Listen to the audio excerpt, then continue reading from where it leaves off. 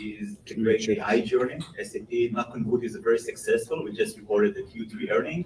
And one of the reasons we have 27,000 customers already use the AI product, right? I'm from the development organization. I'm not a sales guy, but I'm in love with SAP approach to AI, because as we're going to learn today, it's highly embedded with the European values as well, of humanism, of make sure the technology is responsible, reliable as well, and something that can really help both the companies and honestly help the world run better in a society. And this is one of the reasons we're in the US, to really get into the greater technologies combined with all the needed regulation and protection that this technology needs.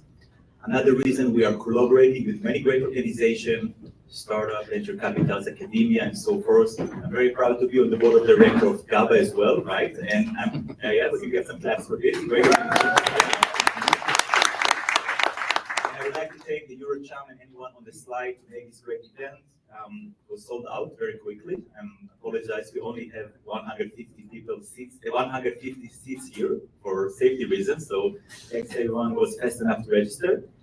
And the last point I want to talk about, besides, of course, the talent, the AI journey, the connection to the ecosystem, and the reason we are here, we're very proud to win over 38 awards of the best workplace. You know, because we're European, we're a little bit more polite than American companies, so marketing might be not that great, but we are one of the best workplaces in the US and in the Silicon Valley especially. So I'm very proud of this. I'm 20 years in SAP, it's considered a youngster, but again, SAP is a great workplace, great culture, and you enjoy one of our office.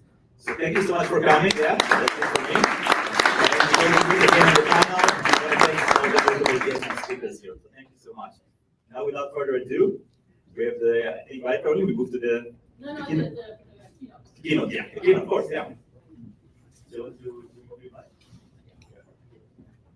Gerard will kindly give a little keynote about the European AI, explain us a little bit what it's all about, and set the framework for our panel afterwards. Very good.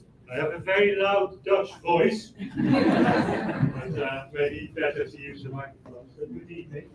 It's a little bit of like showtime. I mean, there's like people clapping and cheering, etc. So I hope I'm not going to kill this event stone dead before it's even started.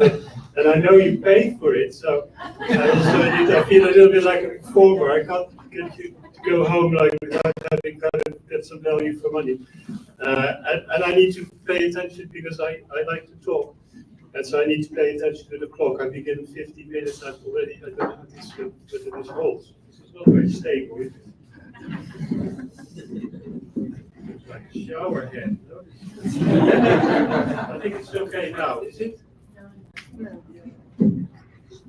Careful with liability issues here. This side, I have no firearms with me tonight, so and the microphone is working. So thank you very much for having me. I mean, SAP is one of our proudest companies in Europe, so we're all great fans of SAP, and ASML and a couple of other Bosch and other companies. So thank you for hosting us here, and then EuroCham and all the members of EuroCham. So first time I'm actually speaking for EuroCham, so that's also a pleasure. I mean, I am not going to start on regulation, because I think I should start on something else, and that is to say that the European Union wants to exploit to the maximum the benefits and the potential of artificial intelligence. We want to be an artificial intelligence continent. We want to be a digital, a technology continent. And why is that? Not just because it's fancy and kind of we don't want to be left behind and all of these other things, but because we need it. In the European Union, I mean, we have a shrinking active labor population. Well, if you have a shrinking active labor population, it means less people in work. I mean, so the output with less people in work means less output. So that would affect our standard of living, which we are so proud of in the European Union. So we need productivity gains. If you have fewer people in work, you need to work more smart. And that's what technology helps us to do with AI and all the other technologies that we become familiar with in our lives. So this is not a choice. This is not an option for the European Union. This is an absolute imperative. It's an absolute necessity. So I'm sure we'll talk about the EU AI Act, and somebody will say, oh, it stifles innovation. Well, European Union can do stupid things, but we're not that stupid that we're going to kill innovation in the European Union with the AI. It's also very difficult to do dumb things in the European Union because there's too many people involved in the decision-making process. Dictatorships have this advantage, they can take decisions very quickly, but because the decision is in the hands of very few people, they can do dumb things as well. We are slower, but at least because so many people are involved in the decision making, it's very difficult to do something dumb, even if we wanted to, but we don't want to. So I want to say that first, and also how we think we can become successful in this space. And regulation is part of this. I mean, we think this is actually going to help innovation in the European Union, not hinder it. But on its own, it's not enough. I mean, if we have like a problem, and our commissioner said it, the vice president said it in our hearings the other day, like we can't just, whenever there's a challenge or a problem, we throw a piece of regulation at it and it solves it. That's not, if it were that, the European Union would be the most competitive economy in the world if we could just throw a piece of regulation at it. So we need to put in place the framework. What do you need in order to be a successful AI economy and society? Well, you need data, you need compute, and you need algorithms. That's the kind of the secret sauce, or not so secret sauce. Well, we have a lot of data in the European Union, but it's distributed. It's not in one place. It's everywhere. It's in the public sector. It's in the private sector. So how can we bring it together? Well, for example, we have just launched a health data space, health data. Lots of hospitals and public sector. There's enormous amounts of health data because health is a public service. The public sector is very strong in health. If you bring all of that data together in one place, you make sure it's cyber secure, you make sure it's GDPR compliant, and then you allow companies, researchers, etc., to come and to develop like maybe new medications or breakthroughs on that. That's a tremendous opportunity. If you then provide access to supercomputing facilities, we in the European Union, we have a public supercomputing infrastructure, which is EuroHPC, 8 of the most powerful supercomputers in the world. If you tell small businesses and researchers, okay, you have this data space, and now it's health, but we're developing other data spaces on energy, mobility, agriculture, manufacturing, and you can have access to supercomputing facilities. You're not dependent on, say, the limited number of very kind of powerful companies that most of them are established here, and one of them is established like 2 hours flight north of here. And you then have like algorithms, open source, and ways you can train your own models. You can develop new applications, you can develop new breakthroughs. So irrespective, we talk now we shifted the regulation. We are putting in place a framework in the European Union. We call it AI factories that provides opportunities that otherwise wouldn't exist, and that we believe will give us a competitive edge as you see these applications kind of coming to the market, and as you see that they're bringing benefits to our society, which is also helpful, because, and this is where regulation comes in, no market will grow to its full potential if people don't trust the technology. If you do a survey in the European Union, you do a survey in this country, you do a survey in Australia, you do a survey in kind of Asia or Latin America, more than half of people say, I don't trust AI. I'm apprehensive about it. I just don't trust it. And some of it maybe has to do with like the effect it might have on their jobs or their personal life. You're not going to grow that market if people distrust the technology. If you go into a shop and you want to buy some food, you don't trust that the food is safe. Would you buy it? Would you buy baby food for your baby if you don't trust it? I mean, would you buy a car seat if you can't be sure that when the first time you brake, the car seat goes right through the front window?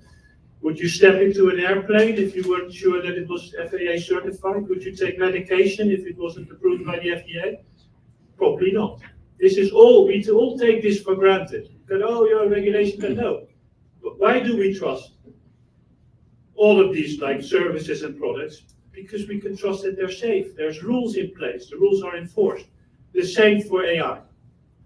There's applications here, and this is where we come in with the AI Act. The AI Act takes a safety approach. It's like product safety. We have 40, 50 years of experience in the European Union with product safety. That if you buy like an electric device, you know you're not going to be electrocuted. That's not what you want when you buy like a hairdryer, for example, or a lawnmower. It's all safety. Lots of these products are regulated. Again, we don't think about that, but that's the case. So we take that same safety approach and we apply it to AI. And then we say, okay, where are the risks in AI? We see tremendous opportunities, but everyone also agrees that there are some risks. But where are the risks? Well, today, I mean, in the past, if you wanted a mortgage or a loan, you went to the local bank branch and you would talk to the bank manager, and the bank manager would say, okay, well, show me your income and all of this, and what is your asset, your collateral, okay, we'll give you the loan. Nowadays, that's not how it works. It's all done through an algorithm. If you apply for a job, maybe at SAP, first thing that will happen is your CV, your application, that will go through an algorithm. If you get a medical diagnosis in nowadays, certainly in a good hospital, I mean, AI is very present in this, in kind of establishing like what the causes might be and also what like the proposed treatment is going to be. So these are situations where AI is being used that has material effect, sometimes even life or death effect on people. If you can't get a loan or a mortgage, you can't build your house. If you can't get a job at like your dream job, if you can't get into whatever Stanford or Berkeley, because there is like a black box, it's called AI, and nobody can explain to you why your application has been rejected. I mean, that's not the society that we're used to living in. We want to live in a society where decisions are taken, they are non-discriminatory, there's no bias. I mean, of course, as human beings, we're all biased, but we don't want to have bias like built in explicitly into systems. So these are examples of areas where we regulate. It is not AI per se, it's the application of AI in particular context, and we call it risk, maybe it's more impact, where the impact of an AI decision is really material to people. It makes a real difference for people. And this is where we believe transparency is important, where we believe that if you train a model on data, the data should be as unbiased as possible. Again, totally unbiased doesn't exist. We ourselves, when we interview people for recruitment, we are biased. So this is not the standard that we hold ourselves to. And that there's always a human in the loop. In the European Union, we have the value systems, and also in this country, particularly in this state, we have the same values.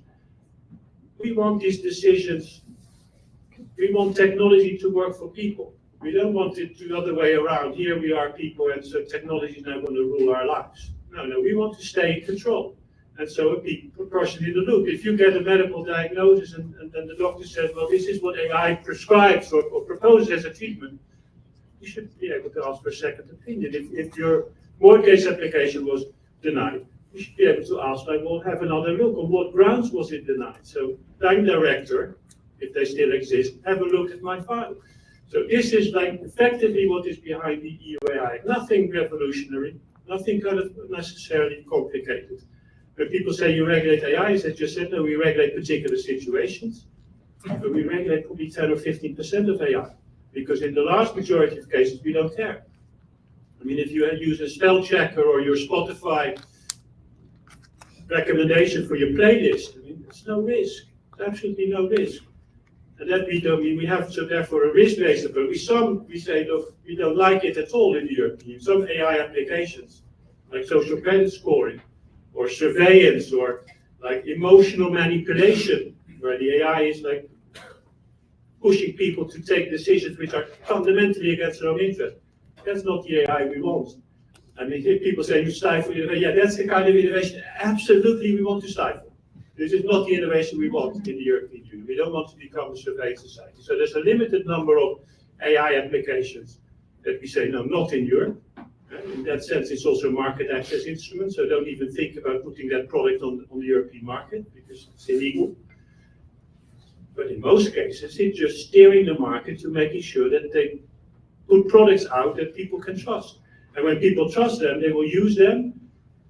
The example I gave with the AI factories, we have huge expectations of breakthroughs in healthcare. And healthcare is 8% of GDP in the European Union. We have an aging population. So what will happen unless we make sure that we can provide healthcare in a sustainable way with better outcomes?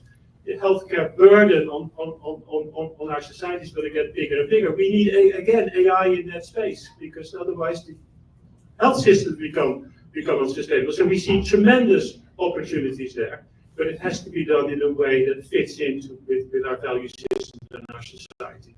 In practice, I mean, industry knows how to operate these things in the European Union. in its industry has 50 years of experience with like sending products or putting products onto the European market.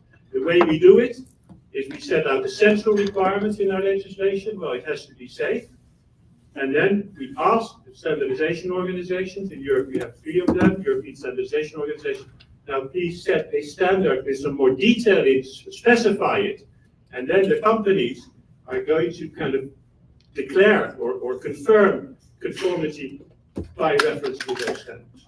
In some cases, when it's really risky, device is a medical device, for example, or some type risky application, you need a third-party certification. Because, yes, we believe but the companies most of the time, but not all of the time. We don't trust necessarily everything what they say, and so we want the third party to say, yes, this is really a safe medical device or system. So that's the approach here. I mean, I'm sure we come to this type of innovation, but I think another issue that's often forgotten is we are 27 member states in the European Union. And so, and somebody needs to pay attention to the clock here, so just give me a signal if I have to shut up and sit down, but they said, you have 2 minutes, okay. So, we have 27 member states, and you know what they do? You know what they do? They regulate. Surprisingly, they regulate. And if we leave a vacuum at the European Union level, they will be the first to fill that vacuum. People often say, well, why do you only have SAP, ASML, and maybe Spotify in the European Union as like big, not necessarily as big as US big tech. And one of the reasons is it's just very difficult to grow in the European Union because we have a fragmented regulatory system. You may not like regulation, and most businesses, of course, they're not dancing in the streets of San Francisco where we regulate. But what is worse from a company perspective, if you have regulation that differs and diverges from member state to member state, sometimes even kind of conflictual, incompatible legislation. And so this is why we regulate at the European Union. And then I tell people here, it's actually deregulation. Their eyes glaze over, what is he saying, deregulation? Yes, because we remove all of these different incompatible national rules from the books. So you've got one rule book, and you can access the whole of the European Union market with 450 million consumers. And so yes, okay, you need to do a little bit of effort. It's good. It's also good because if you've got these fly-by-night operations or companies that don't really care, I mean, your reputation would also be affected by it. So it sets a standard, so people know they can trust AI application, not just from this company, from that, across the board, and there'll be enforcement action. So there's teeth.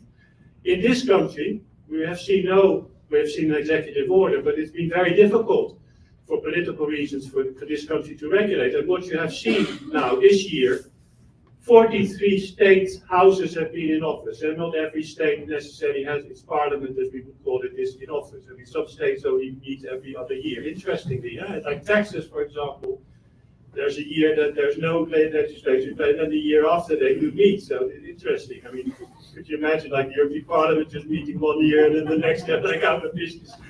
But 43 state houses, more than 700 bills on AI have been introduced. This state, California, has passed. There's been a lot of attention, I'm sure we'll also touch upon it on SB 1047. This state has passed 20 AI acts. Colorado has, I mean, Washington State has, Virginia has, Connecticut has, New York has, even the city of San Francisco has legislated on AI. So just also to say, look, if you don't regulate, the risk is fragmentation. And it's like interesting, we want the digital single market, and we think we're on our way to the digital single market because we are putting more rules in place at the European Union level and thereby removing the national rules. The US comes from a digital single market, and if it's not careful because of all of the action of the states, it might end up with a fragmented market that we've suffered from so much as a European Union, because it slows you down. You need scale, you need speed in the internet. Well, if you're a startup, you're successful in one country, go to the next, and then the first person you need to hire, with all respect, is a lawyer. I mean, rather than a software developer or a product engineer or a business person. I mean, that is not what we want in the European Union. So I think that's maybe as a kind of backdrop to the discussion we're going to have. And I mean, my prediction is, I mean, the idea that something so impactful, so kind of disruptive, positive and negative will somehow be unregulated and remain unregulated is a quite strange idea. No? And so, and the fact that you regulate, we think makes a lot of sense. Then the question is, how do you regulate? But I think at some point we need to move away from like regulating or not, or like you're stifling innovation. We need to have a more informed and intelligent debate about how best to kind of enable this technology to flourish and maximize the opportunities and minimize the risks. With that, okay, over to you, Nick.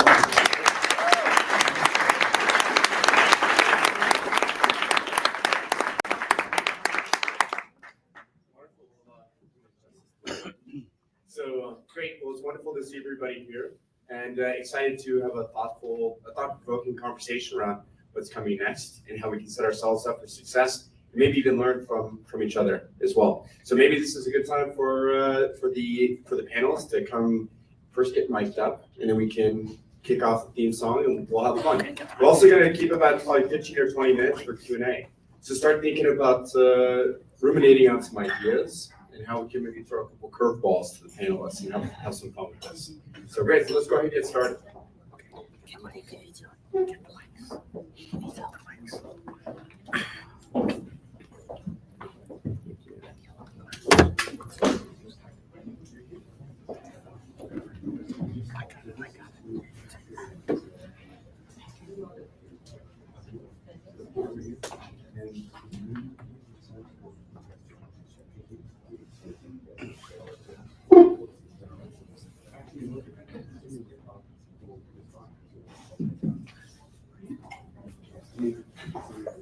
That works.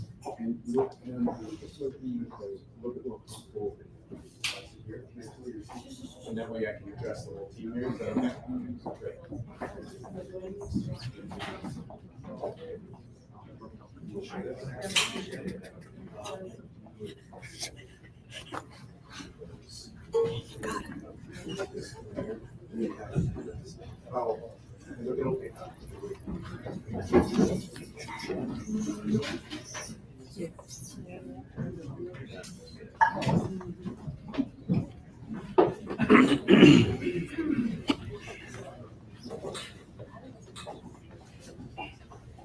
So policy can be a little dry. So I figured I'd start us off with a joke. So this guy's walking down a dark alley, and another guy hops out and he's got a knife. And he goes, "Give me your money or your life." And he goes, "I'm an entrepreneur." He goes, "So what?" He goes, "Because I don't have either one." So let's go ahead and do you know what we're gonna do? Is we're gonna play the theme song. And we are streaming to over 50 countries, which is pretty cool. And don't forget those questions at the end. So.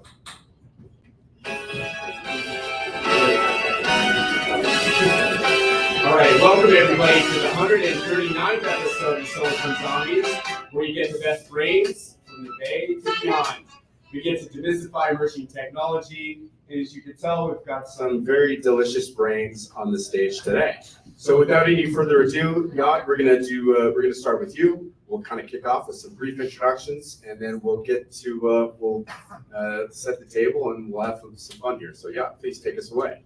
Yeah, so thank you. And I have two roles in SAP. I just introduced my first one. I'm going to repeat it in 5 seconds. I'm the managing director of the 18 offices we have here building product in the US, but I also have another role, right, that you may figure out by the long hair and the beard. I'm a developer geek, right? I'm running the R&D unit, the big global R&D unit with people in Silicon Valley, Germany, and beyond, building, surprise, surprise, AI.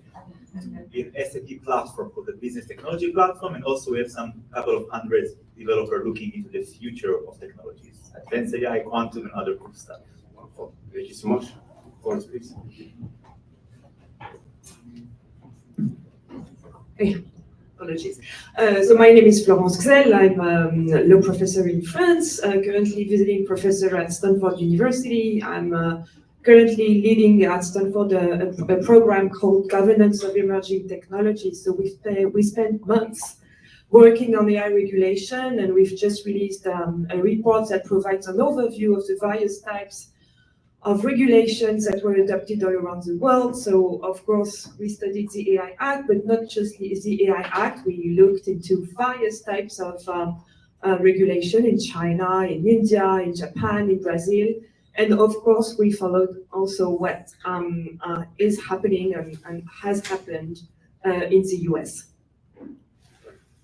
Julie. Yeah, I need a mic. Yes, hello.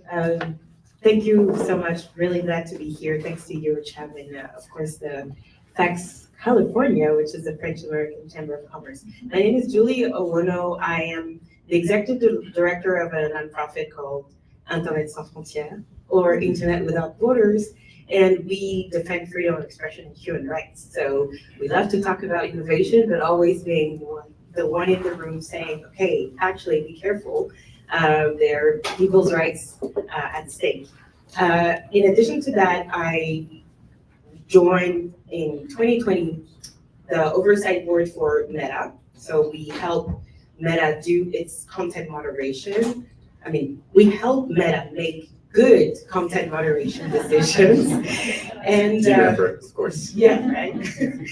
And we recently published a white paper called Content Moderation in a New Era for Automation and AI. So obviously talking about the benefits of harnessing automation, but also being careful, of course, about the downside. So glad to be here. Super. Gerard? Yeah. Well, I'm Gerard de Graaf. I mean, I was recently introduced by somebody who's, I mean, was relatively close to the correct pronunciation of my name, and he said, less said the better. So I thought, well, that's a nice welcome. I am the head of the EU office in San Francisco and also the senior envoy for digital to the United States. I come from Brussels. I mean, I'm from the Netherlands, but I worked for a long time at headquarters. I was involved in Digital Service Act, Digital Markets Act, and also, of course, follow very closely the AI Act and all the other acts that have come out of the European Commission and the European Union over the last 5 years. And now I have, after having negotiated and designed a lot of these measures, now I have to explain them to people here in California that have to comply with them. So it's a fun part. I'm sure we measures. Yeah, no, actually half, right? Hi everybody. I'm Lutz Finger, very simple, it's reading the finger. I'm faculty at Cornell. I have my own startup, and one day a week I support charity ventures in Europe.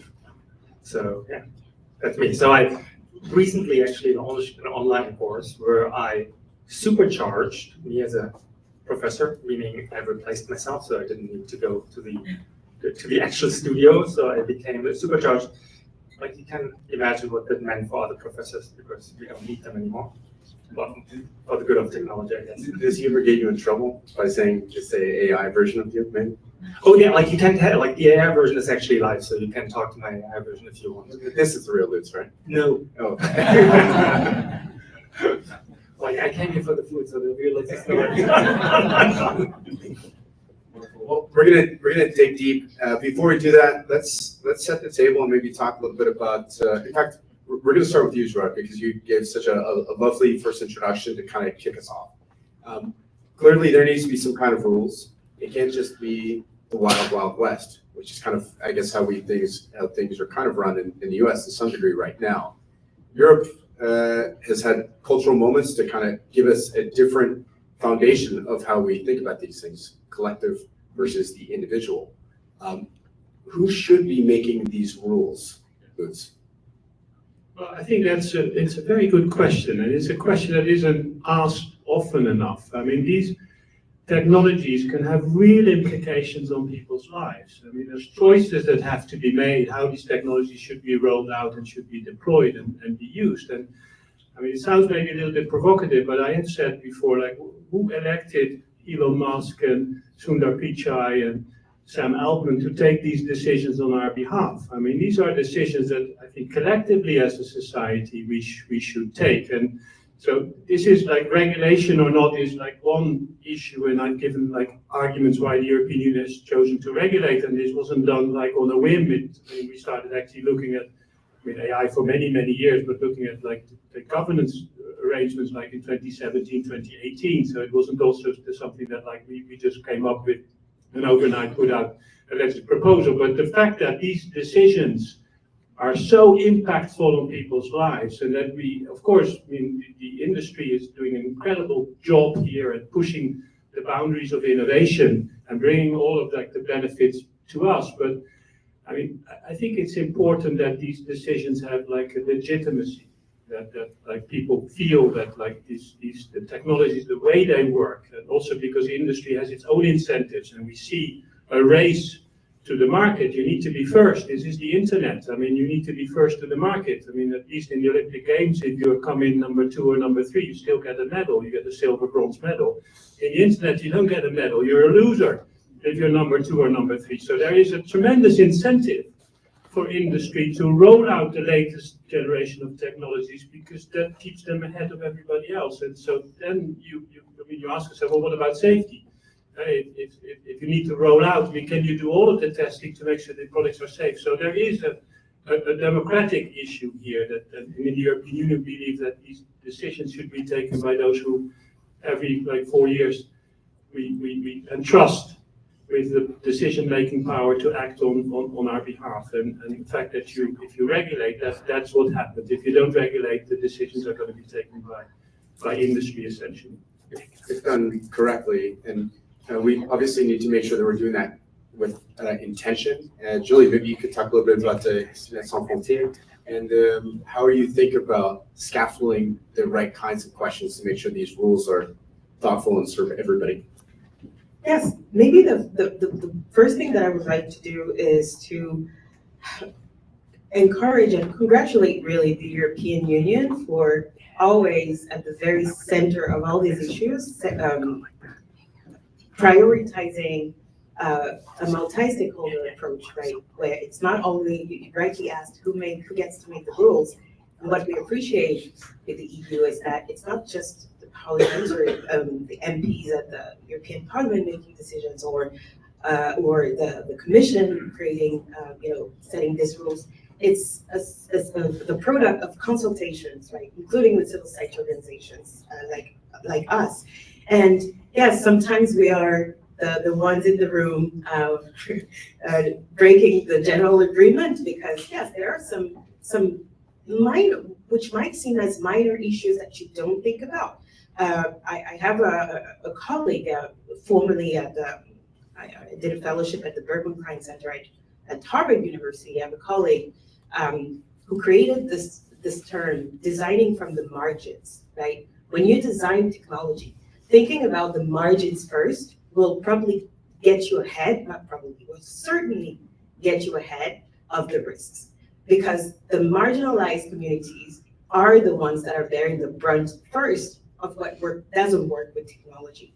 So it is indeed a competitive advantage, and we see clearly this with a regulation such as the EU AI Act. But even on other subjects, we could say the same with the privacy, the GDPR, or even now with the Digital Services Act in another technology space. So yes, it's important to have this multi-stakeholder approach, to have these different voices in the room, right? Not just this dialogue between governments and companies, because both have real high stakes when it comes to technology. And we saw, and we see it very clearly, right, recently in the United States, with increasingly relationship being built between the technology world and the political world. So it's important to have those outsiders who have also interest in using technology. We at Internet Without Borders, we do encourage people to step into the AI age. We do encourage them to take advantage of it, but we also encourage people to be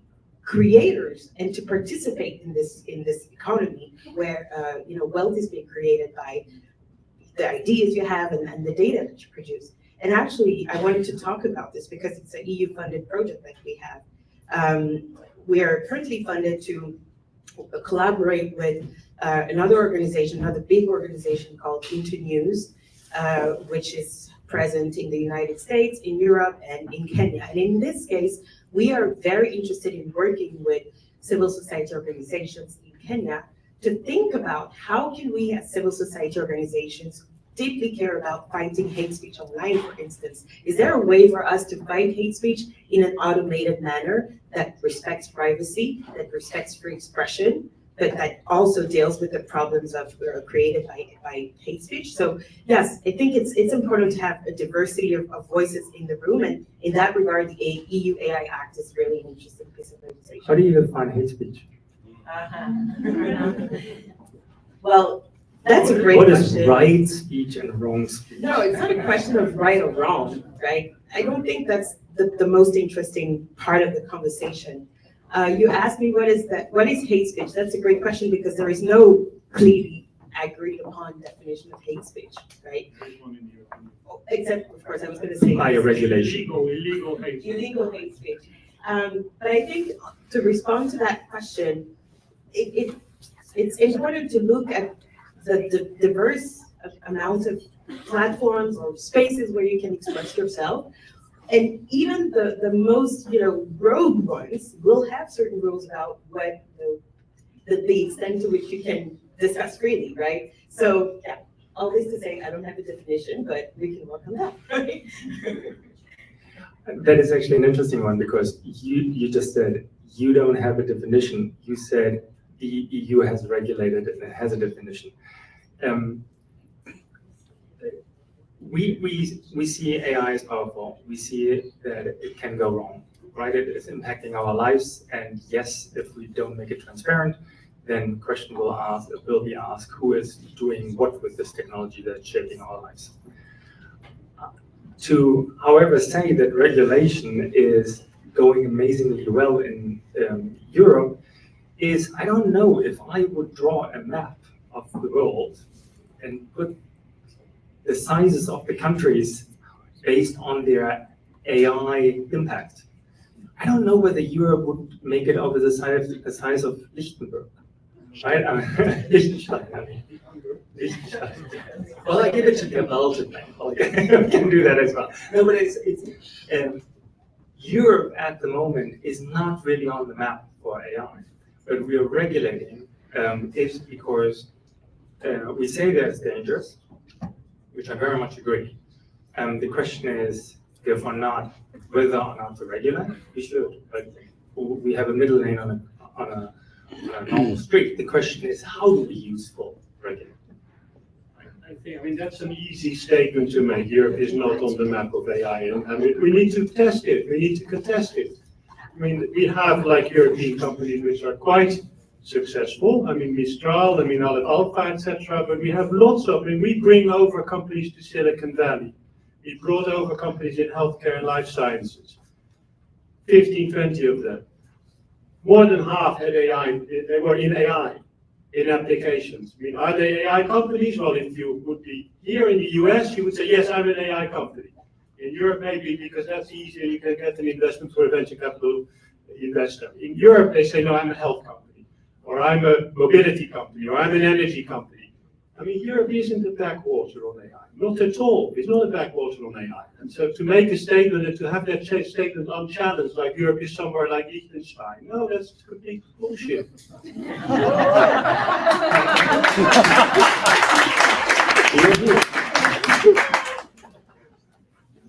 First of all, I like that we hit the ground running with this. I'm welcome to, SAP is welcome to host such compelling discussion anywhere. No, first of all, SAP actually has AI.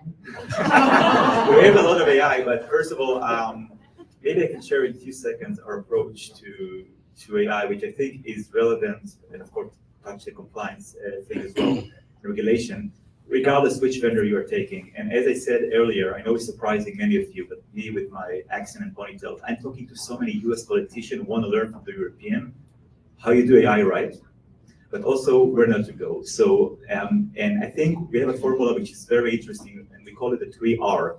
First R is relevant. We don't talk about it too much, but it'll be very short. AI is an expensive technology. It's also not always sustainable. And as a technologist, you don't need this nuclear power for anything. Sometimes it's like shooting a fly with a cannon. To be honest, some of the challenges many people have with AI can be solved with an Excel. Okay? Regardless to which vendor, but it's education of the people. It's a very strong technology, and the relevancy, and SAP, of course, is the leader of enterprise application. We know the business very well, and this is why we try to apply a business problem that justifies this yeah? And have over 27,000 customers here, I said. But for AI. But the second R is reliable. And I agree, reliability, the technology is not fully accurate and safe, yeah? I'm saying it's the technologies. There is a lot of things to regulate, there is a lot of protection to do as well. And the reliability of technology also goes to the vendors as the need for good data and anonymization of data. It's like cooking, right? You put junk ingredients, you will get junk food. So now the data needs to be in a higher level. And this is something that's all vendors need to work on the reliability, of course, also policymaker, but without reliability, it's just going to break. And the last R is responsible, right? Anything regarding ethic, IP, and bias. There is bias in the many models out of the box. And I'm very proud that SAP is a very European company. We always thought, even before any deals, any acts, also it's our differentiator. We know maybe SAP is not the most sexy AI, jumping avatar than other, but if you want to sell for enterprises, you must have a lot of what's happened beyond the iceberg. A algorithm that protect the algorithms and even take care of removing bias and others. And here I'm very proud we are thought leaders. And this is what we do. So yes, great, I think, hope coming from European companies, because the mind thinking, right? And my bosses, right, is also hold your feet to the fire, even if you don't have, find or build yet. On the other side, yeah, I just want to say one thing about the regulation. I think it's a must, the need to protect democracy and people. But I think a lot of clarity is needed, okay? I think we're throwing a big blanket with some of the acts, like the definition of AI systems. It's very broad. It's no secret, it's all over the news that, like, I'm not part of Apple, but Apple Intelligence, a very strong powerhouse that is not released in Europe because of clarity. It's not saying compliance because they're afraid. And I think sometimes there is a lot of work need to be done to define. It's like a surgeon. It's something very, you cannot throw a cat in a net and just say, okay, we catch everything. And I think now, and Julie as well, in Meta 3.2, which is a great model, open source model for AI, is also not released in Europe. And I think it's because of clarity. And I will end by saying, and I know we're going to say something, it is also the big equalizer. I'm not working for Meta, but it's an open source model, and it has open weights. I'm not going to geek out, but it gives you a lot of free stuff. If you're a startup, you want to use AI, again, it's expensive, but they give you a lot of open source free stuff that you can use. So the truth is, we need to regulate it, but we need to define the risks and what is low risk, and clarity. And this is where policymaker needs to meet geeks like me, right, industry leaders, to define, and it's a lot of work. Actually, this is not like I have a question from the thought process behind regulation. Like we heard early on, the regulation of a hairdryer. Well, I don't think regulation of hairdryer were a thing as hairdryer got invented. It became a thing after, unfortunately, people got in conflict with a hairdryer or dropped it in the bathtub at the wrong time. So then we started building out safety nets around it. Now, if we think about regulation, how do you see that, Florence? Yes, about regulation. So first, what I could say, what I want to insist on at the outset is the fact that, as was previously said by Gerard, if you want to develop an AI model, and a very advanced one, you need substantial resources. You need compute, you need data, and you need to invest massively. Which means that today it's in the industry and in those major AI companies that you see the most advanced models being developed. And as a result, you have a very important asymmetry of information and of expertise between the governments, the regulators, even to a certain extent, people like me, the academia, and the industry. So it makes it very difficult to regulate and to regulate properly. And of course, it's hard. What I think is super interesting in what the EU is doing with the AI Act is that the EU has started a process which is dialoguing with the industry to implement the AI Act. So you have those codes of practice that are being drafted at the moment that involve many types of stakeholders, the industry, but also various types of experts, so that you can find at the end of the day clarity. definitions, precise rules, so that the regulation is well thought, efficient, and you have, to a certain extent, an agreement. Of course, you will always face pushback. So you mentioned Meta. So Meta complains about mostly the GDPR.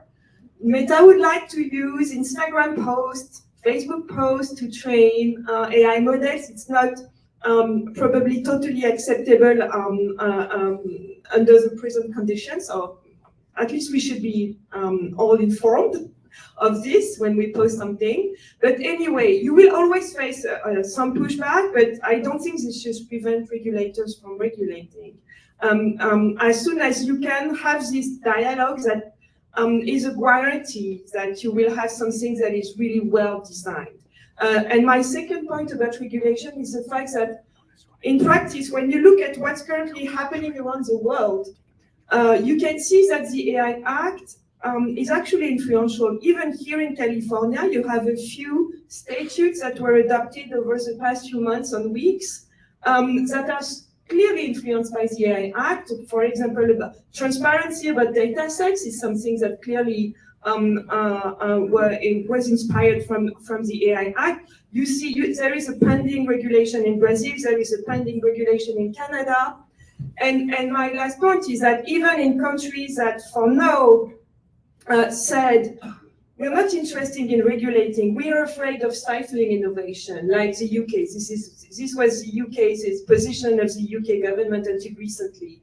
The UK started this process with the Pledge Declaration, with the AI Safety Summit that took place 1 year ago. There was another one in South Korea, a virtual one in South Korea. The next AI Summit is in France, and all the summits are the occasion to discuss the risks. And it's super important because you have in all these countries new AI safety institutes that are currently trying to discuss with industry and with their counterparts all around the world to have a better understanding of the risk and what should be done.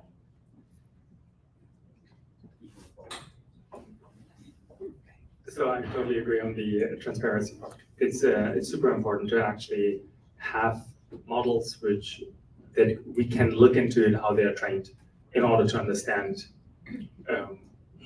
what is under the hood, so that we can actually open it up. There's a balance to strike, obviously, between, and this is something which, in my view, Europe gets slightly off if we talk about regulation. It's not only about citizens. Like, there are three entities, right? There is the state, and Europe, national security, is set up as the state. There are the citizens and there are the companies. And obviously there's always trade-offs. What I thought is interesting is President Emmanuel Macron recently said, we are over-regulating us out of the market, I'm sure of that, as it came down to AI. And the reason that he brought this up is that he essentially said, we have created so many rules for things which we don't yet understand. And like, since I'm working with the technology inside out, it's kind of like many of the requirements which we'll put down don't necessarily, transparency makes perfect sense, but other things in terms of make it explainable. A neural network is built like our gut feel, right? I mean, you all have been in these hiring situations where after 3 seconds you knew what you do the next 27 minutes trying to figure out how to explain your decision you just made.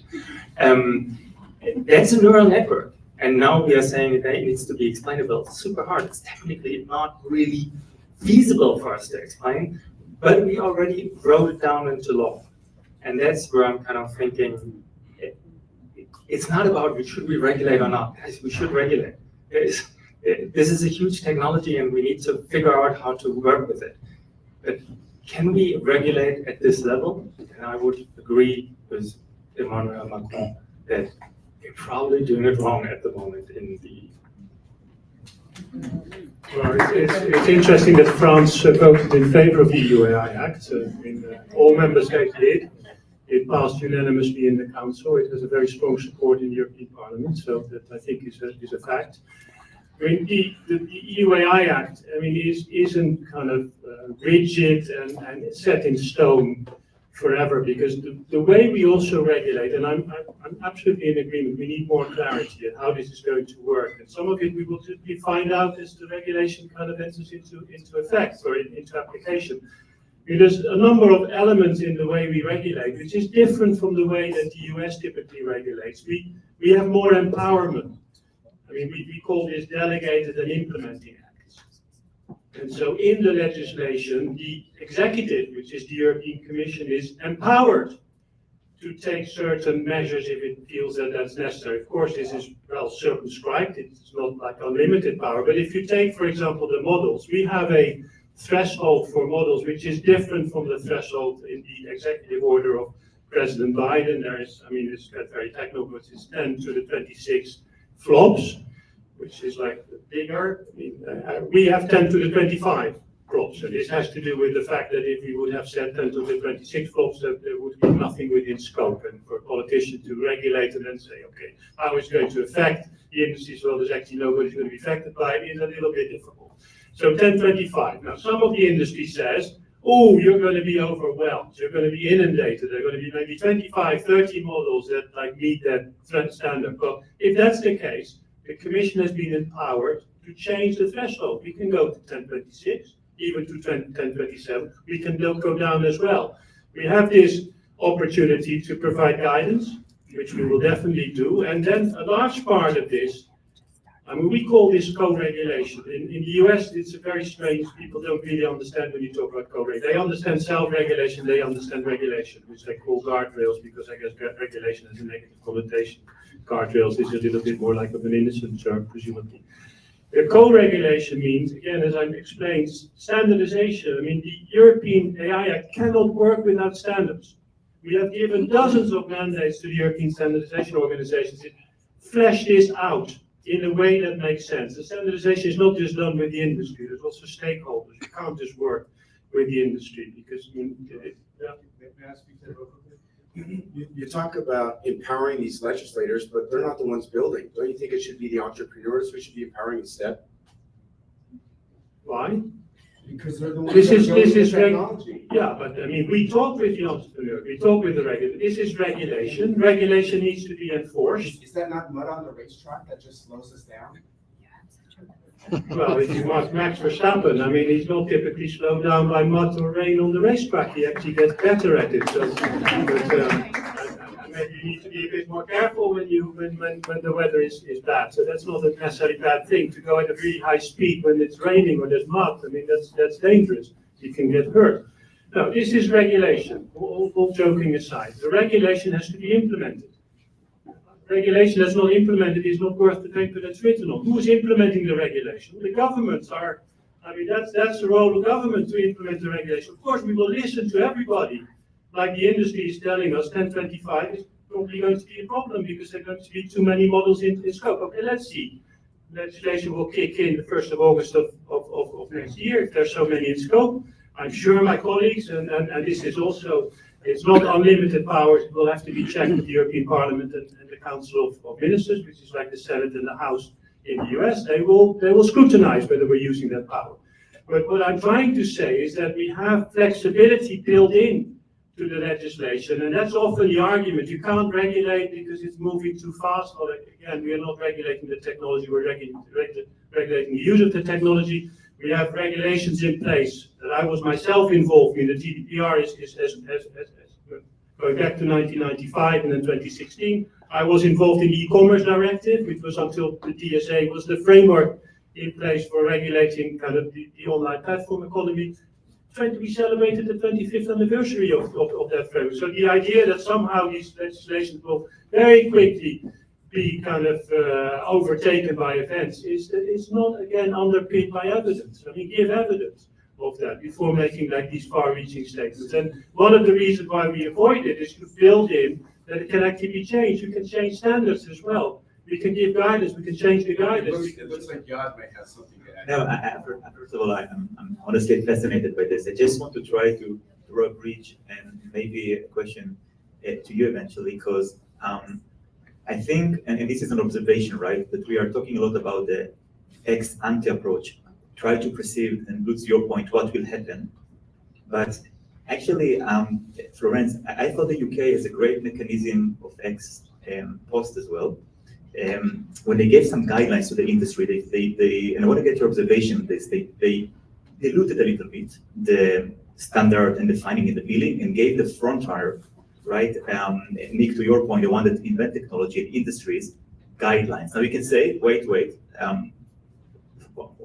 you're not regulating them, you're finding them. I mean, any business leader in any company, if he has the sword on his neck, will try to go as much as he can to maybe even touching the borderlines to make value for the stakeholders. But I really agree with you, Gerard. Without the selfish incentive for businesses, even with guidelines, is to trust the technology. Again, I'm being very honest, SAP is super successful. The AI is not that sexy, but our big differentiator, reliability, responsibility, they trust the technology. Without this, nobody will use this. So I'm actually fascinated by the UK. I know we have also the British American Business Journal folks here. I saw them on the slide. So I wonder if this approach of ex post and guidelines can help not to replace regulation, but to balance a little bit and maybe help solve some of the problem we heard. Yes, so the UK has a tradition to UK regulators talk to the industry, they go back and forth. I talked with various AI companies who told me, well, we get a very clear information anytime we ask questions, and then we try to get information about the standards that we could apply. And yes, this is something that should probably be improved in the EU. There is this problem with GDPR and how GDPR applies to AI and specifically generative AI. So yes, it's true. So we should probably have a better coordination between the various authorities that are in charge of implementing our EU regulations in the EU. What I would like to add about this idea of ex post regulation is that I'm fascinated here because when I arrived here, I learned this expression, regulating through litigation, or which is something that I find so interesting as a French lawyer, as a continental lawyer who was trained with the civil code. And this is what I'm currently experiencing because I'm following those claims and copyright claims that are currently pending here in the US. And so sometimes, thinking ex ante can be super helpful because you have massive costs associated with these litigations. And I don't know how much time it's going to take to have clarity about, the copyright rules that should be applied and this fair use exception. That I think that sometimes providing rules ex ante can be super helpful. May I ask Julie? New technology, AI is in existence 1956. Okay, we had other new technologies coming in between. So, and we didn't do well with them. Just be clear. Facebook, social media in general. People died because of the usage. Like there were unrests in other worlds, in other countries. So the question to you would be, how do we regulate this? And could we have regulated at a moment when Facebook just got started? Would we be known how to regulate it? And how do we regulate it today? Does it even work? Is it a thing? Let's do it. And oh yes, if we are uncertain, the EU will act very quickly. We all know that. That's true. Let her explain. Because this is a use case, guys. No. This is a use case, guys. There's a new technology coming on. We have seen in the past that this technology was used not in our best interest of society. But we all use Facebook or Snapchat or Instagram or whatever. So it has value, but it wasn't always the best. So when should we have regulated, and do we know how to regulate it today, and are we doing it right? I think that if you look at the history, the very conversation that we're having today about AI is probably the lessons that we've learned from social media, I think. When Facebook was launched and there is still this famous phrase, move fast and break things, right? We're in the land of move fast and break things. At the time, we didn't think about the negative externalities, and innovation was central. Now, we are all in this room to discuss about a regulation, which is historically, I think, a quite interesting and big step in the right direction. We may not agree, all of us, on the details of what regulation entails, whether lawmakers actually understand technology or not, whether technologists actually understand the importance of protecting democracy, because that's also another very important debate. But it remains that we are, and I would say virtually all around the world, there is agreement. I mean, you mentioned the Black Sheep Declaration. China signed it, right? Because We haven't done it preoccupied it. That's not the question. I mean, the very fact that governments are preoccupied and want to make sure that humans remain in charge of the innovation is a very important step. And it's also an opportunity even for entrepreneurs. I don't think there is a dichotomy. I think there is alignment, really, on the importance of building trust and using that trust to better perform and to to prevent yourself from litigating, from spending hundreds and lots of money on lobbying, on PR campaigns to protect your brand because you don't want to be associated with that thing. So no, I think historically we are in a very interesting moment. As I was saying, and I'm very convinced the European Union has taken the lead on this. We might not see it right now because we are in a very difficult time in the world. And so we are very preoccupied by imminent dangers. But I think in the mid to long term, it will prove the benefits for societies like the EU, but also elsewhere, to think before you act, definitely. So, yeah.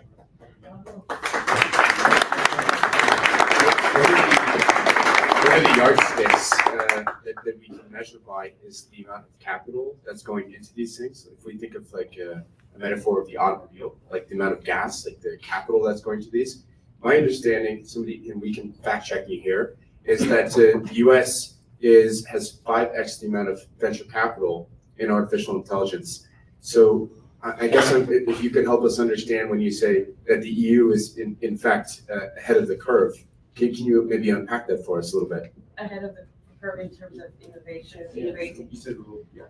Yes, I ahead of the curve because I think because of the history of the continent. I mean, technology is really great, but let's remember that technology can also be very, very, very bad.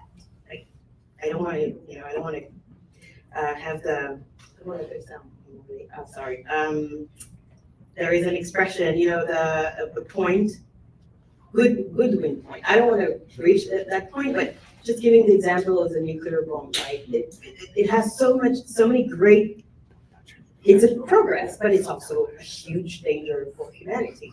I think AI is probably to some extent exactly the same. And that's why, contrary to 50, 60, 70 years ago, we have nations that finally say, yes, innovation is amazing, but just let's pause a few minutes with this vibe and save us years, and probably a lot of money, and lots of problems that will cost us probably even more.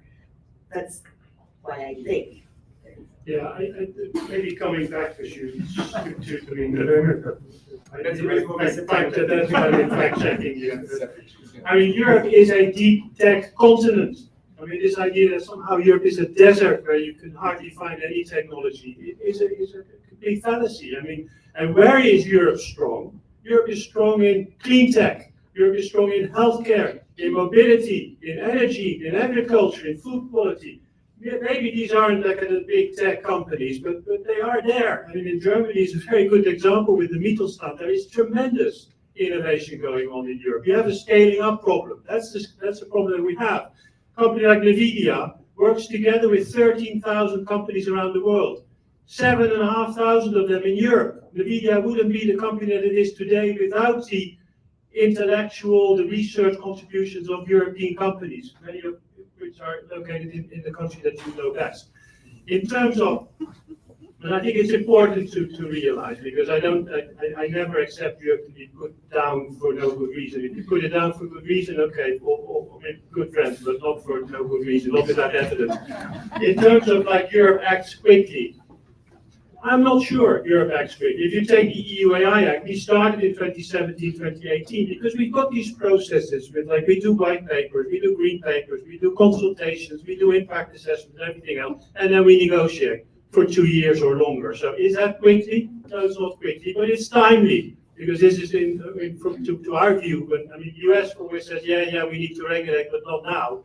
Well, the European Union says, yeah, we need to regulate, we need to do it now. And this also has to be a bit to do with like our kind of the way we think, we act, we think about risks before this point that you made earlier. Like we only started regulating hair dryers when people got electrocuted in bath tubs.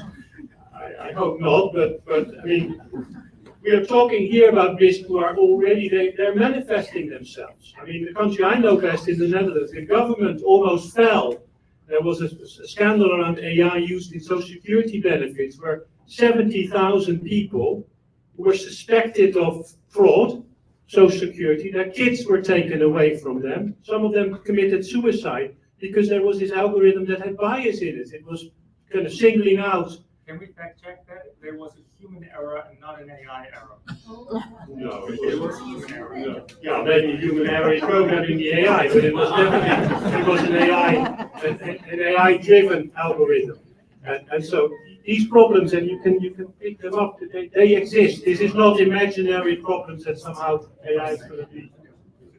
Actually, so the EU regulates, and we're talking here a lot about, oh my God, all those risks. And we talk about trust. And guys, who is using ChatGPT and who is trusting OpenAI? Probably not so many, but like you're still using it. That's a point, right? I mean, like but we're talking a lot about risk. The US is doing as well regulation. Would But- you sit in a Waymo if it was unregulated? Would you go into a plane if it wasn't FAA certified? I'm trying to make a different point. We're talking about all the risk and what's terrible, and therefore we need regulation, we need regulation. The US is regulating as well, but the US is regulating with a slightly different mindset. They're regulating in order to protect their home market. You earlier on talked about market access. I see that the US is regulating quite a lot, and the latest regulation were all kind of a pushback from China to actually make their market safe. You also mentioned that the EU's regulation, it may not be fast, but it's timely. That could be true historically, but artificial intelligence is growing faster than any other technology throughout history. So I think maybe it's important to reframe how we're thinking about this. Yaad, you maybe have some thoughts here. I think it's a great example for the hard work we need to do as an industry, right? The truth is in the middle. There are high risk scenarios. I will never go to a plane if I'm not trusted. And there are lower risk scenarios where it can be more liberal and economy will fly over. I think there is a great example. We met in this office. If you follow me on LinkedIn, I also published it. The Democrat senator was split, right? Bob Casey. But the point is, among all the other bills in the US that was mentioned, he tried to promote a great deal called No Robot Bosses. Maybe you heard about it. And he came to learn, many other companies as well, and give it to many politicians. They want to learn from the industries. Many of them are humble. And in one-liner, there is fear that human will be hired and fired by the machines. This is wrong, right? You don't want to get hired and fired by AI bots. This is non-human, wrong bias. So now you can say, wait, it's an AI system, human resource software. But let's divide it. Like, do we touch employee data to some extent? Of course, for hiring and firing, no, human in the loop, full speed, not even let maybe the algorithm have a secondary role if ever. But then you have also in human resource software, education and training. And back to the big equalizer, if you want to build a development plan for someone in rural areas, in the US, Germany, and you want to learn about their preference, what they would like to learn, right? I want to become a developer. I want to become a nurse. I want to become something like that. And you maintain this information about developer preference, of course, can be very horrible for marketing purposes and others. But on the other hand, economically wise, it can be, as I said, a great equalizer. Now you create these micro campaigns, right, that are information about your preference, what you would like to learn, not gender, not age, right? Maybe they're a little bit less risky, and then you can create a lot of economical boost with relatively minimal risk. So the bottom line, I think it's a framework of high risk, low risk. I know we try to define it also in many acts, and also in the US, also in Europe.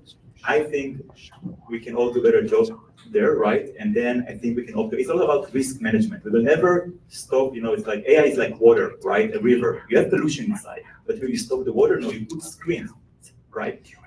The screen, I said, this is where I think the truth is about framing, high risk, low risk. We have this clarity and much more surgical thing that need to be done. It's a lot of work. So we're going to start doing Q&A, but so Valerie, if you wanted to maybe hand the microphone out, and then while she's doing that, we're going to let you respond. No, actually, I like the idea of that there's a risk profile and you regulate around risk. We also, however, should understand that risk and financial rewards are very much coupled in our society, right? If you have an investment which is low risk, it is preferable to high risk. AI can predict risk. Now, we as societies, we need to figure out how we work with AI, but that's not a free decision, because once we regulate AI in a certain setting, we're saying this is all good, we need to reduce risks and so on and so forth. For us humans, we might introduce a more risky system. And you know this, Gerard, like nice example here is, how do we in Europe regulate the car insurance? So men are bad drivers, sorry guys. Like men are worse drivers than women. So if you build an AI model to predict the likelihood of your accident, you would actually want to know the gender of the person behind the steering wheel. Now the EU said, no, we actually would not like companies to use that information. It's a totally fair decision for a society to take, right? Because men are born into their gender and they can't do anything about their testosterone, and therefore the reason that they should be charged more for all the accidents they do might not be fair. Societal decision. But what happens is now obviously the risk you need to insure as an insurance company goes up. So overall, the insurance market became more ineffective. And overall, we as society, we need to pay for that.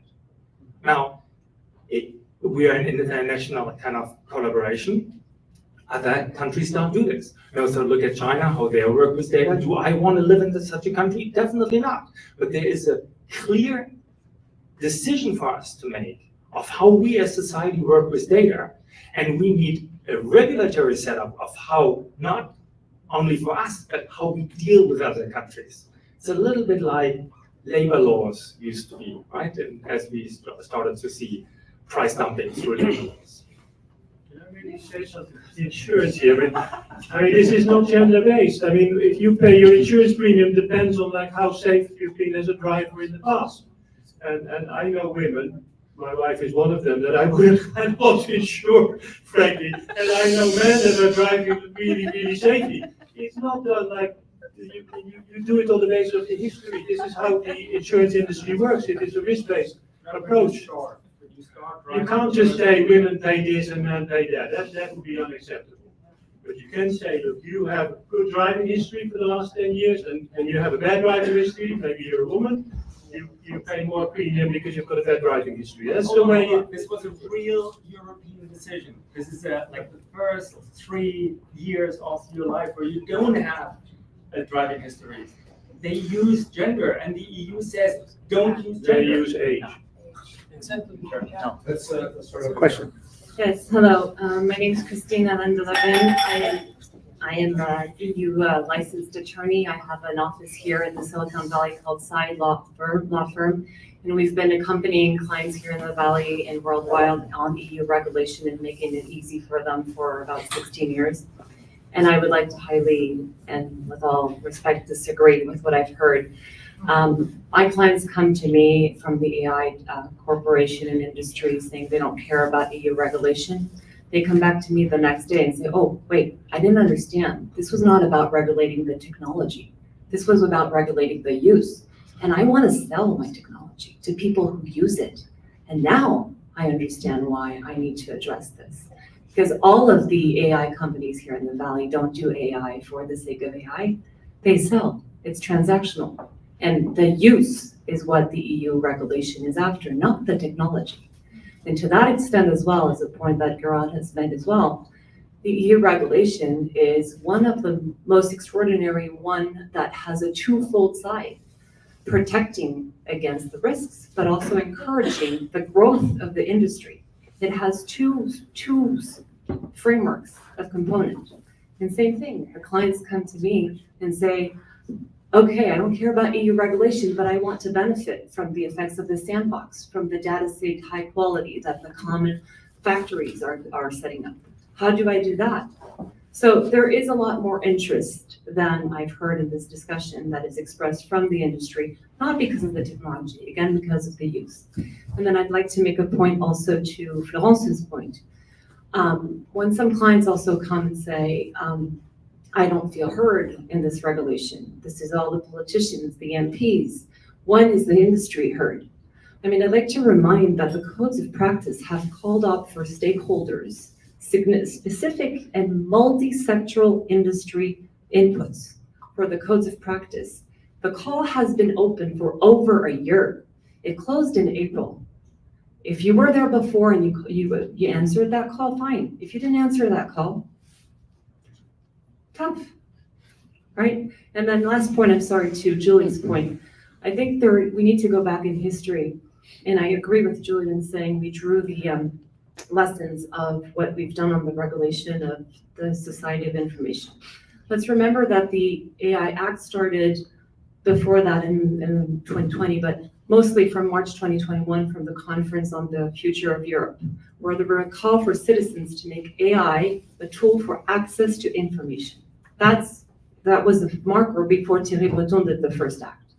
So initially AI was conceived as a tool to favor and promote access to information, drawing from the lessons that we had from the past on regulating on information.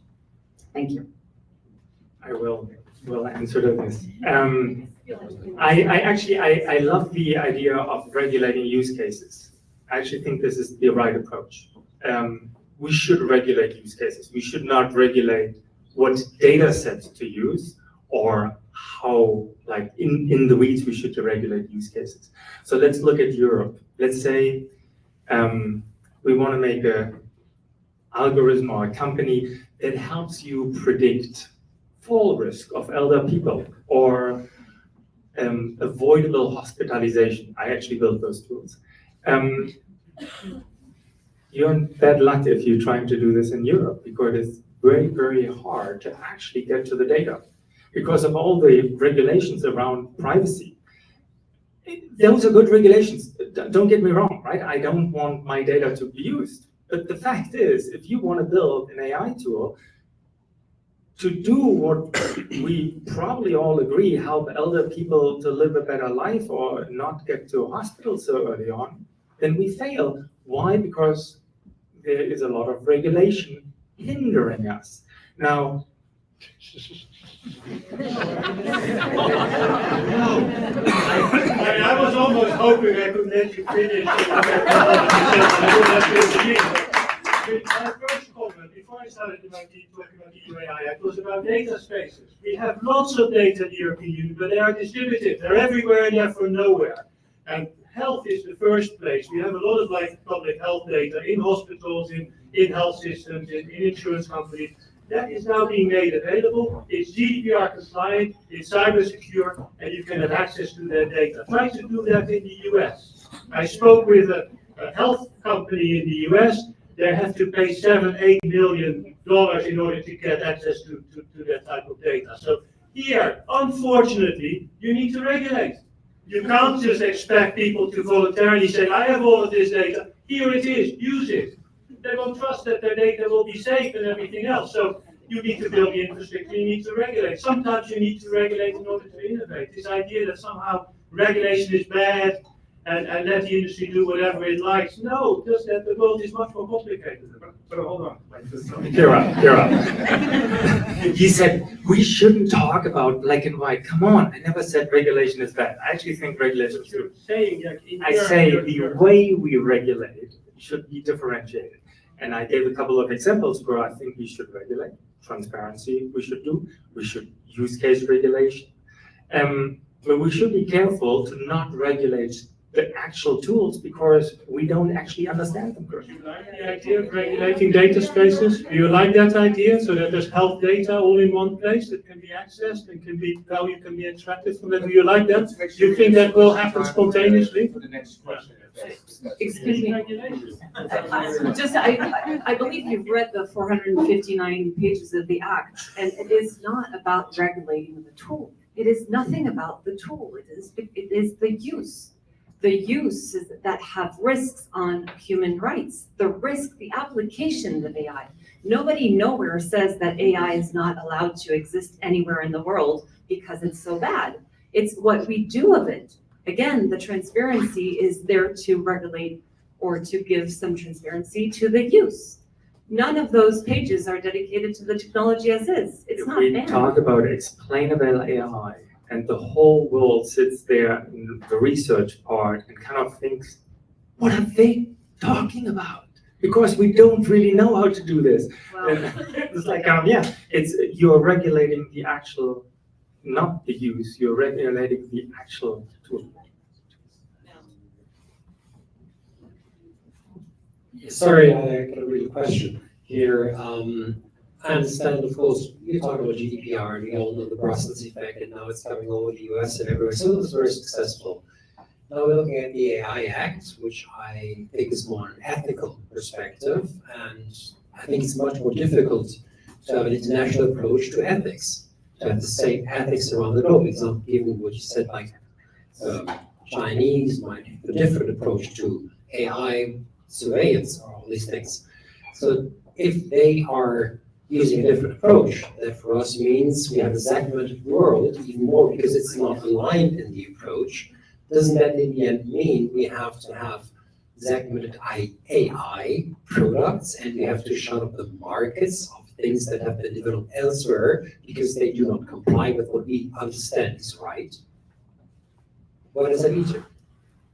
Counter-globalization? Sorry. I mean, but that is the reality. That's what I use this like in reference to market access. There are certain applications of AI that we don't want to see circulating on the European market. And so social credit scoring systems is one example. So if there's a Chinese company think that it can be successful in the European market selling that type of AI, we can give them like a clear answer. No, that's not what we want. And yes, technology is never neutral. There's values. There's values behind in AI, but there's values behind many technologies. I mean, and so yes, you will see different approaches. I mean, we are democratic societies. We have like fundamental rights, human rights, and that's how we regulate. And then you have societies that are based on like different principles, like China or Russia or other countries that I think we know what we're talking about, and they will regulate in a different way. And that's just, I mean, we can deplore it, but we don't want those products in the European market, and they don't want, the first thing that China regulated was, Florence, he studied it extensively, these large language models. I mean, try to ask the large language model in China what happened on Tiananmen Square in 1989. Well, you can't. Because they see the large language model as a potential threat to the communist system. And so this is how they regulate. I mean, if you think that the European Union regulates heavily, go and check out China. You cannot have a large language model without a license. And so there's, but indeed, you're right. I mean, but that's also with the internet already.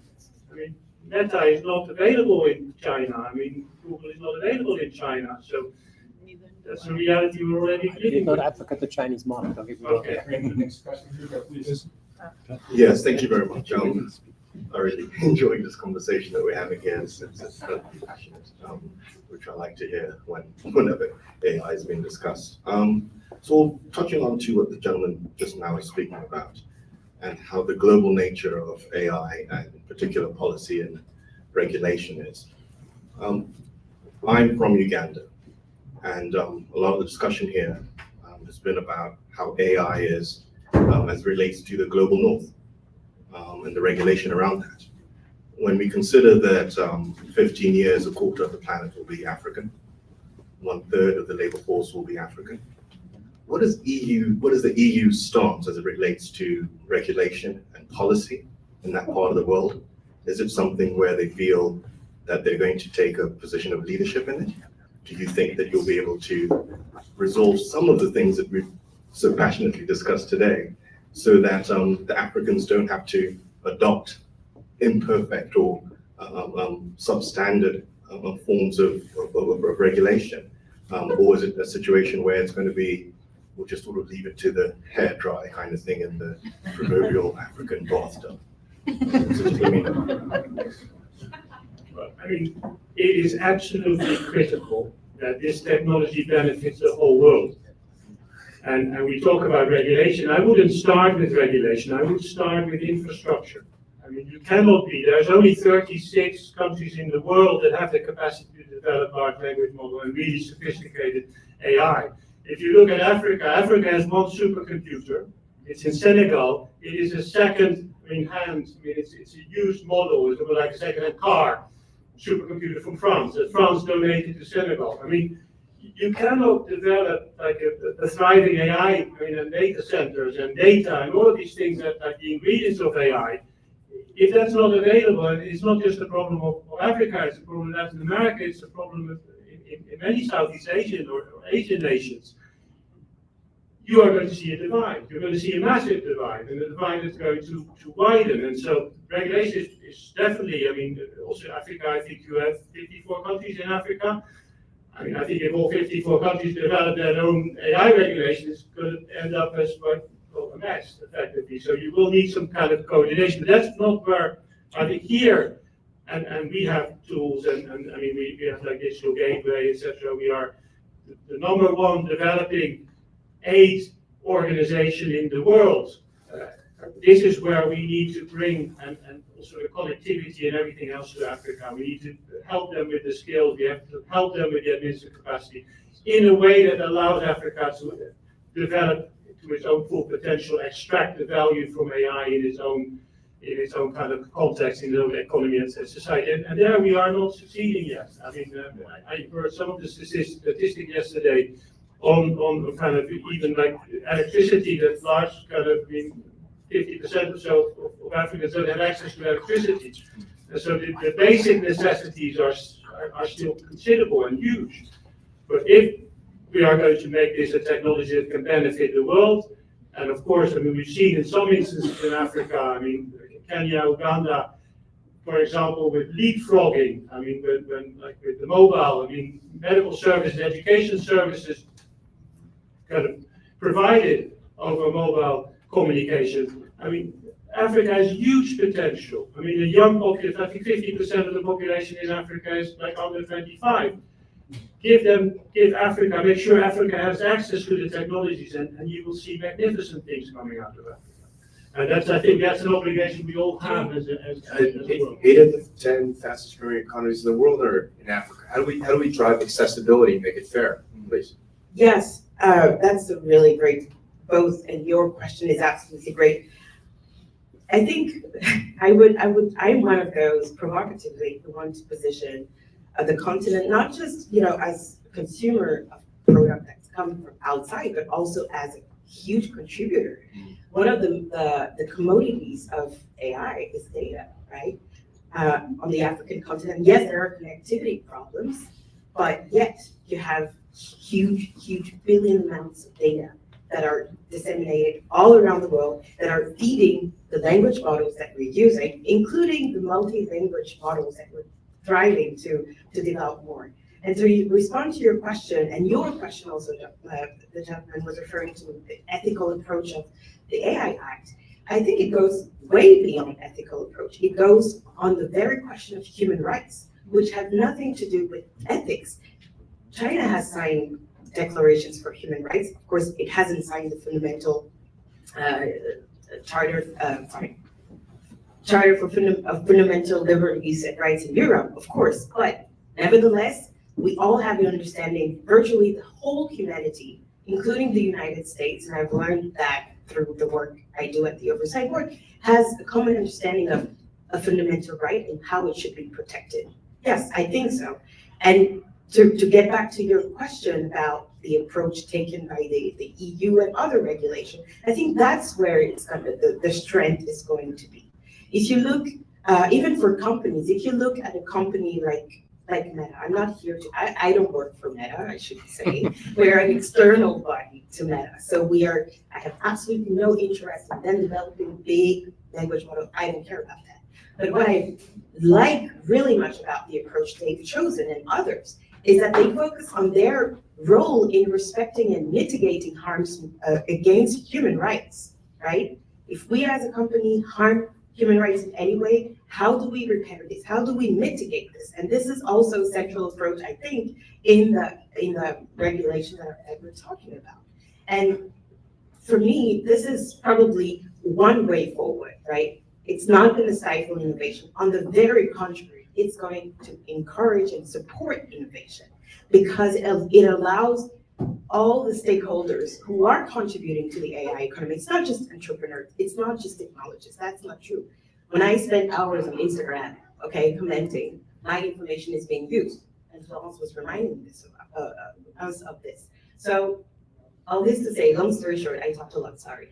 I have 4 boys and I have to make sure they understand everything I say at home. I'm a minority there. So long story short, the human rights approach that we're thriving for is going to be extremely essential in the technological developments of tomorrow.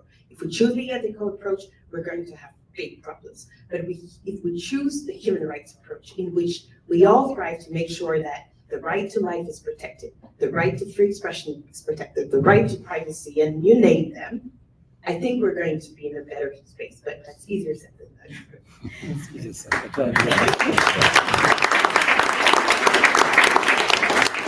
Any more questions? Anybody here?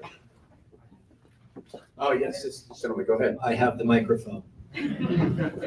First, this is awesome, and thank you to all of you. This is a very engaging and interesting discussion. And this is a question for all of you because you're all connected to this in some way. And it's kind of a callback to earlier in the discussion. It got very entertaining, educational.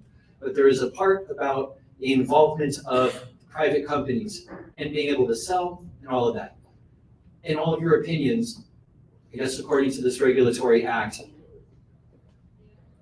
when does the seat for an insurance company or Meta or a company that's wanting to use AI and their data in a very unique way that seems to not be allowed at this point in time, when do they get a seat at the table and get to be part of the discussion and moving forward so that they can take part and they can sell? When do you stop maybe potentially impeding potential commerce? Yeah, this for you. First of all, I don't see the gentleman asking the question because city code mandate us to put some polls. It's regulated, by the way. So it's yes.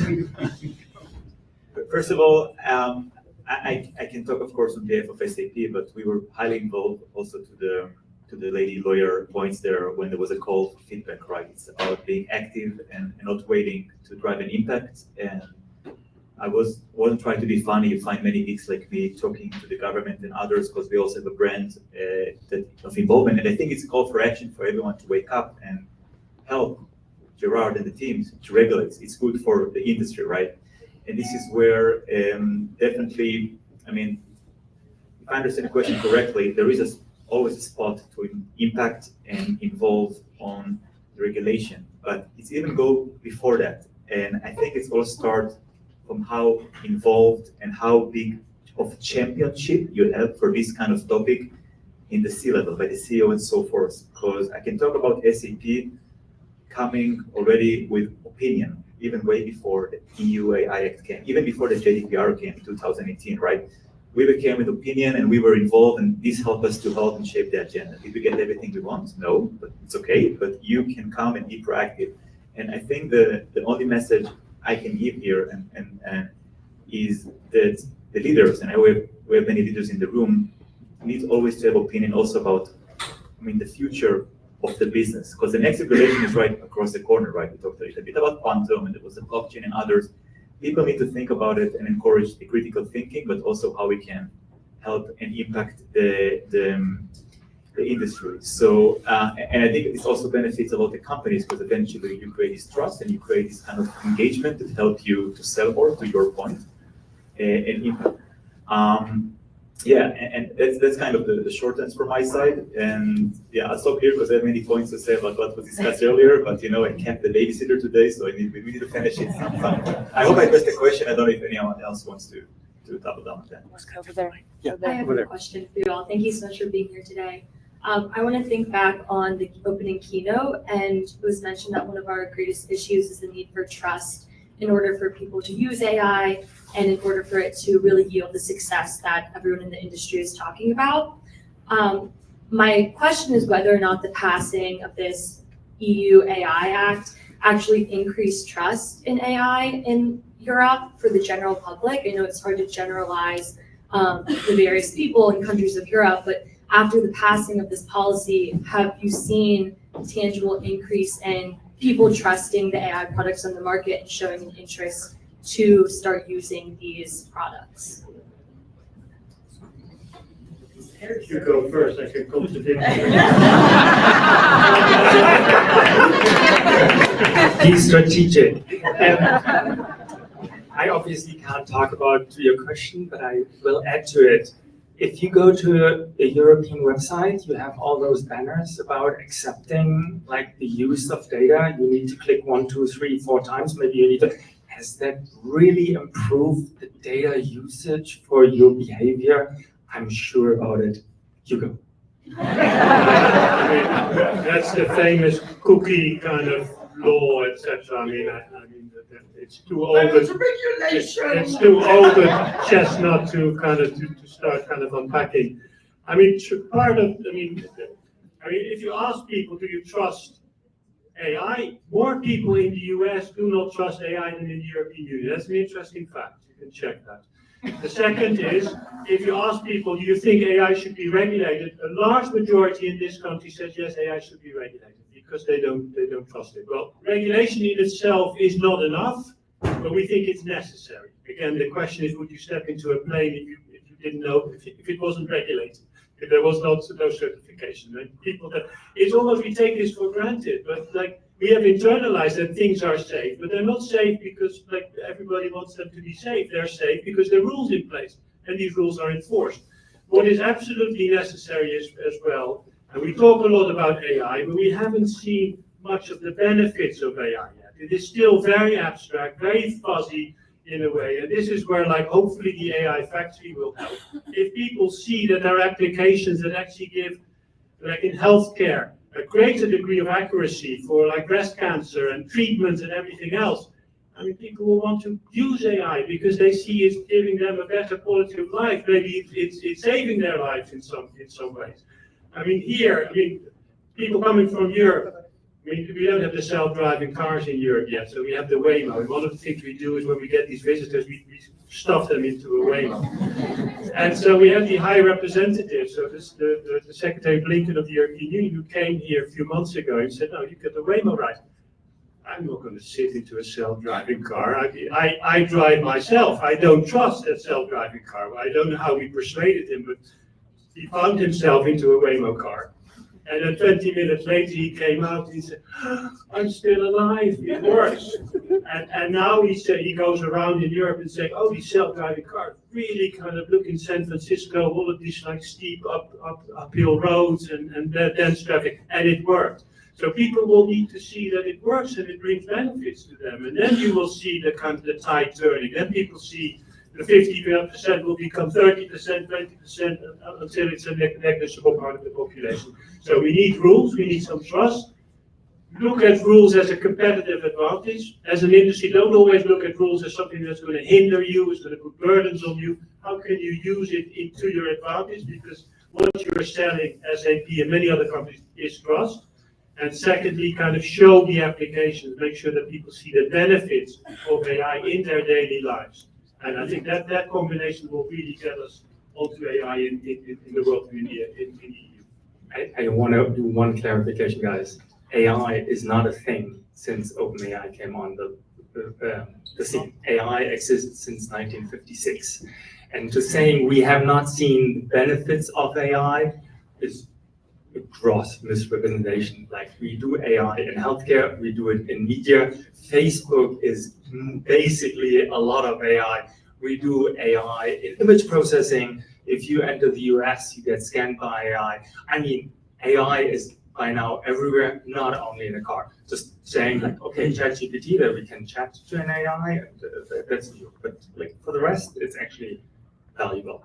Not to mention 50% of the code on GitHub right now is artificially generated, so a lot of growth there. Yes, please. Thank you.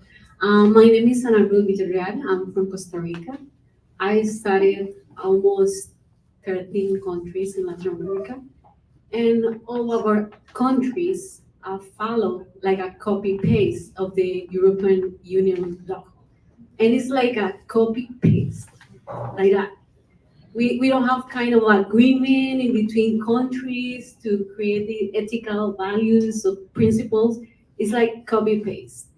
But now my main concern about it is how to do it in a way in which we respect our culture, our content. And for you, Mr. Gerard, sorry, that's a really Spanish way to pronounce your name.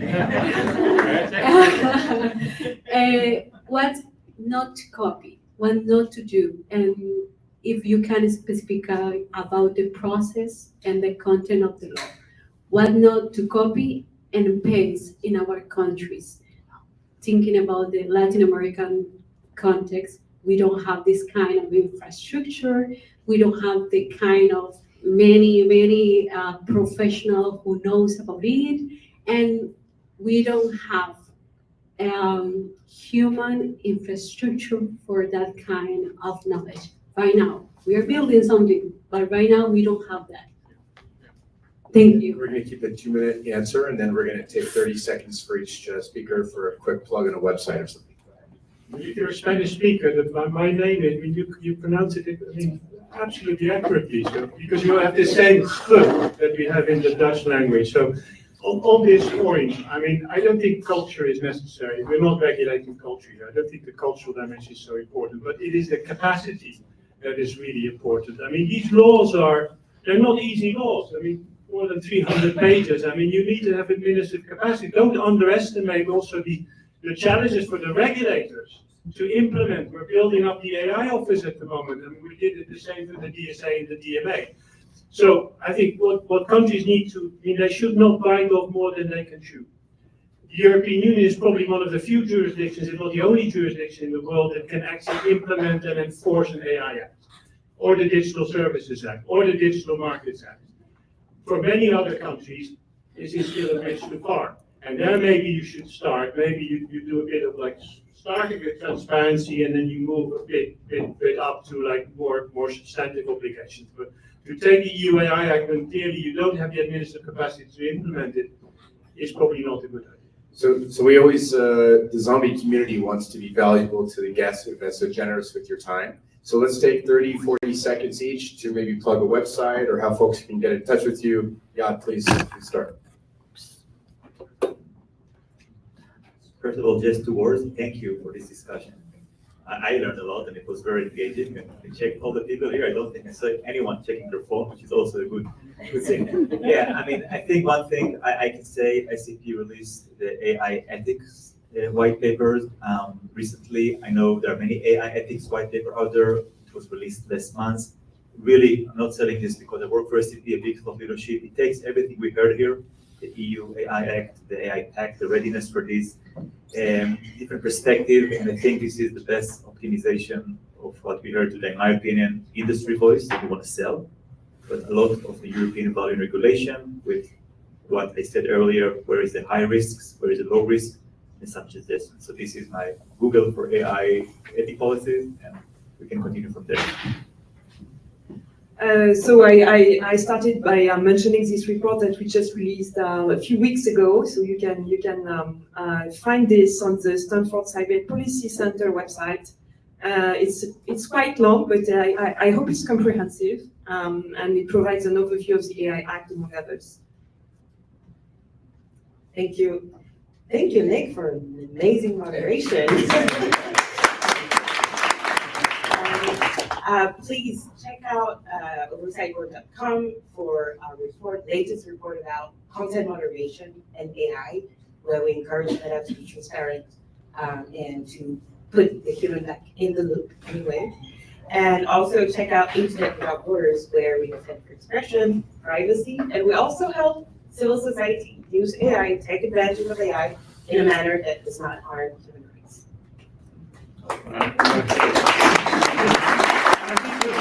I mean, if you come out in the evening, there's so many other nice things you can do in San Francisco. You come here and you listen. I think panels are much more interesting when people disagree than we will all agree. So if we had a disagreement, we'll drink a glass afterwards. But I enjoyed it. I mean, one thing is to continue to engage in these issues, because this affects all of us. So don't defer this, like, I mean, you have interest, you have views. Come forward. The European Commission, people often think it's like faceless bureaucracy. It's very difficult to interact with the European Commission. Not at all. It's one of the most open administrations in the world. And so I would recommend to kind of continue to, because you can shape this. We can collectively shape this. You don't want it to be shaped just by the industry or just by governments or just by kind of other stakeholders. We need to shape this collectively. I think this was part of it, but you need to continue those efforts. I totally agree with you. That's a first.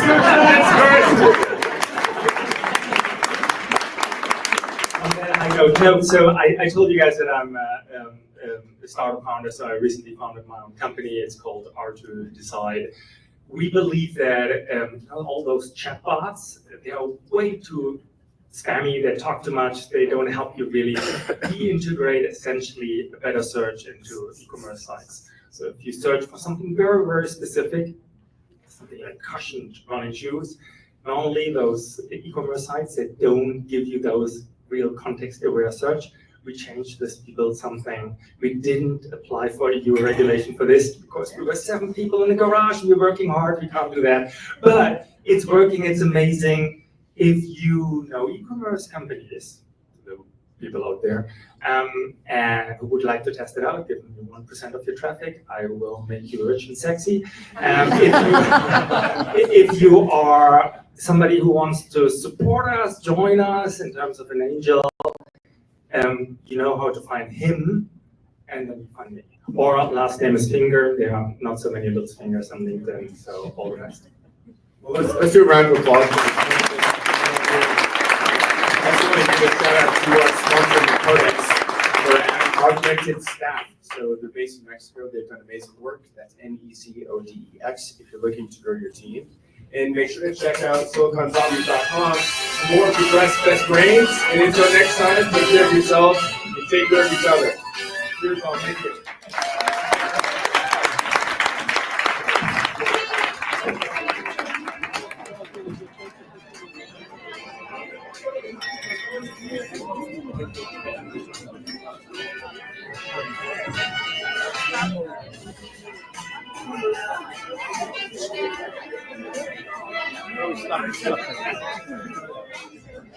End stream. End stream. Lock in. Yeah, okay. How do you stop the stream? End stream. End. Yeah. Oh, you don't have to touch screen.